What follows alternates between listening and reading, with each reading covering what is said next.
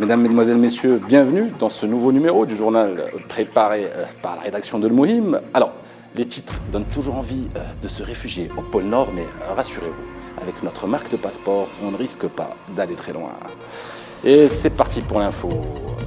Au programme aujourd'hui, la tour Hassan de Rabat est-elle en train de devenir la place Tahrir de certaines déviances et autres révoltes envers notre code pénal local?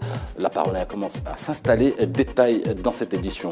Ramadan, quel est cet appareil qui fait fureur auprès des boulangeries casablancaises en ce mois sacré? À quoi sert-il? Que dit-il sur l'éducation des Marocains et des Marocaines? Éclairage en cœur d'édition. Nous clôturons ce journal avec cette image qui en a choqué plus d'une parmi les stagiaires de la rédaction. Nos bikinis, excusez-moi encore les filles pour ce massacre. Alors, sommes-nous à la veille du tube de l'été? Sommes-nous à la veille du tube des prochaines années au Maroc? Réponse en toute fin d'édition. Voilà, nous sommes le jeudi 25 juin 2015. Bienvenue ici, c'est le Mouhim de l'info.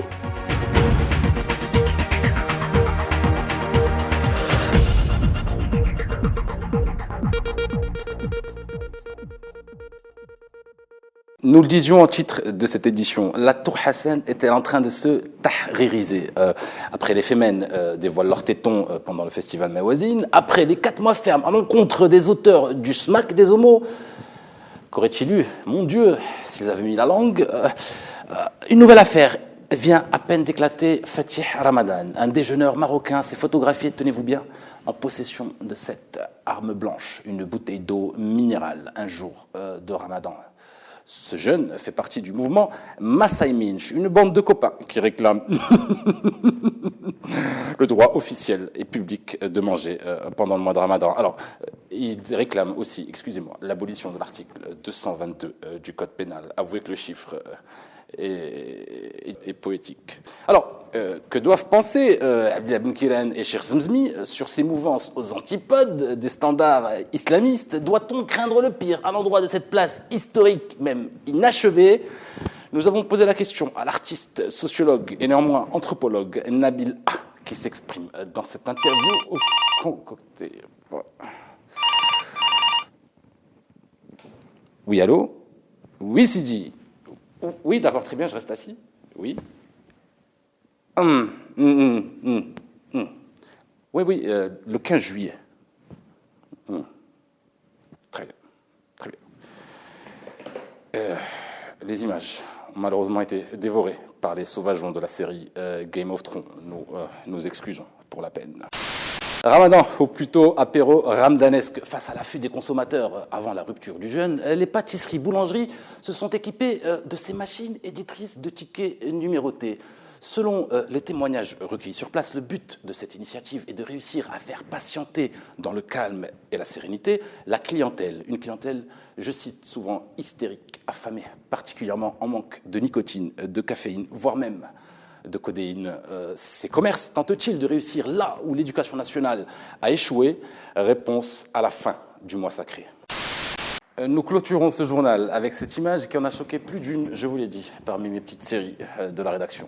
Cette affiche, nos bikinis. Alors, je pose la question. Certains Agadiris souhaitent-ils sombrer dans la pauvreté extrême? Regrettent-ils les années post-tremblement de terre?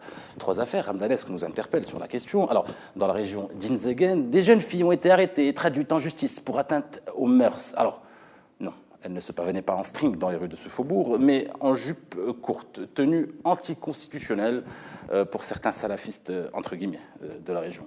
Une deuxième affaire, moins sexy mais plus folklorique, des travestis, après vérification des policiers, ont été écroués la semaine dernière à Agadir. Selon un article paru dans le Massé, les accusés ont été interpellés puis présentés au procureur du roi alors qu'ils portaient, je cite, des vêtements féminins, vêtements, je cite toujours, avec lesquels ils ont l'habitude d'arpenter les rues d'Agadir la nuit.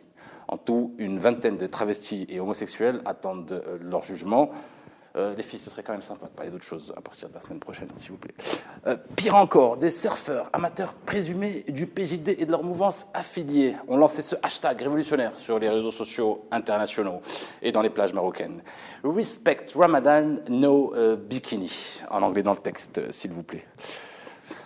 Arrêtons de dépenser des millions de dirhams de publicité obsolète, voire mensongère, pour vanter les mérites des côtes marocaines.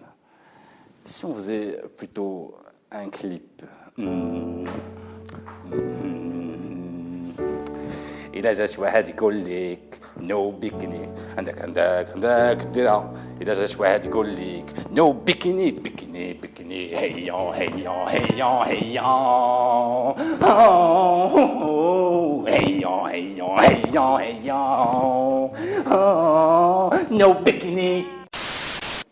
Voilà, merci beaucoup de nous avoir suivis jusqu'au fond de ce gouffre. Merci d'avance aussi pour vos partages et vos commentaires, même les plus misogynes sur les réseaux sociaux. Nous vous donnons rendez-vous dans une toute petite semaine pour un nouveau numéro du Mohim de l'info.